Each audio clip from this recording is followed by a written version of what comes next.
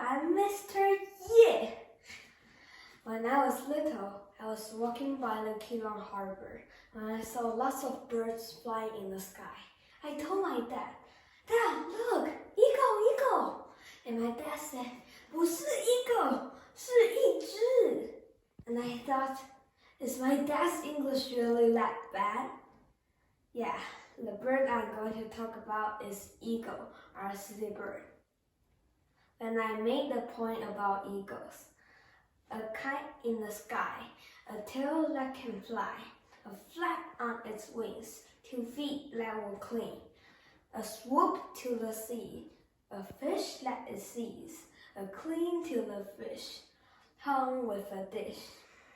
And my dad made a point too.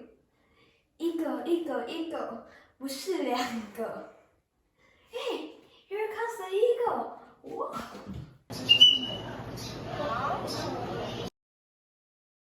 Remember to give me a thumbs up. Bye.